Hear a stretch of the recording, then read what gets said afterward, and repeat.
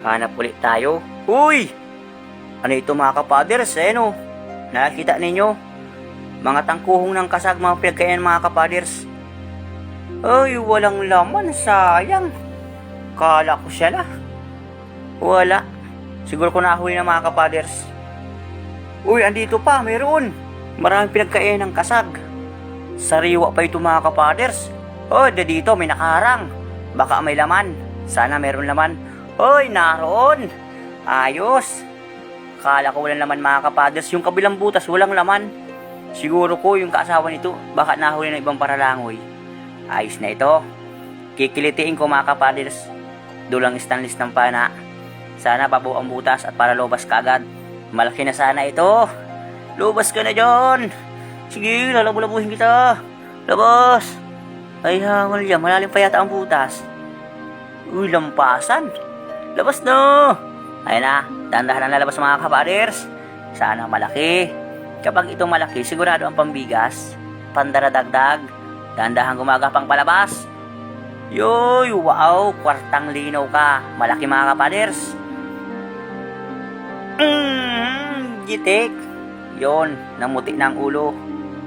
Buti na lang. At nagitik. Big na ito sa estimate ko. Mga 2 kilohan. Another 260 ang kilo. Hanapan natin at baka meron pa. Na ito, 2 taligbago na naman. Paro-paro. Paglalapitin ko mga kapaders. Susungkitin ko dandahan. Lumapit ka na sa isa. Lapit na. Sige. Ay, mahihiya. Pamamagang, huwag ka nang mahiya. Yan.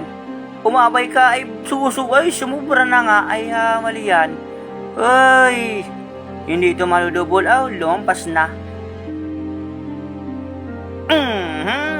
Ayaw mong umabay. Pinanak ko na lang. Kakasako ang pana. Mayroon pang isa mga kapaders. Bali 2. Nahuli ko din parehas.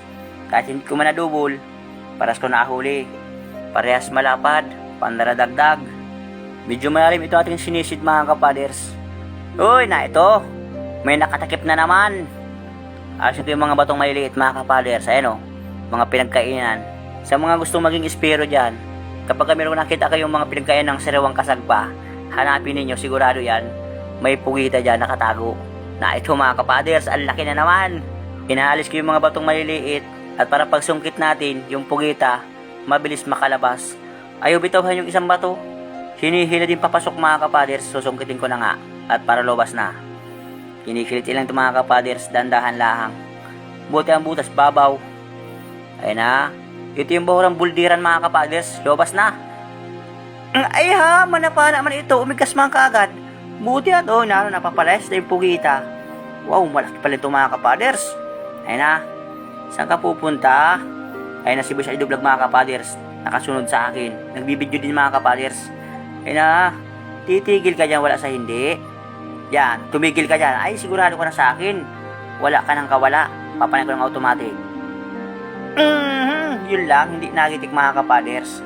Di bali, lalapitan ko yung aking salbatana na ginagamit. Yun ang aking panggigitik mga kapaders. Sigurado ito. Kapag nag 1 kilo, 190 ang kilo man, abante tayo sa unahan. Yun, lagas na ako na po. Baka kapag nawala ng sikat ng buwan, sa pormirong dilim, baka magsalta ang danggit sa bahura. Kaya mga kapasok, kung makikita ninyo, halos malinis na ang bahura, manipis na, kita ng isda, na ito pa, solid.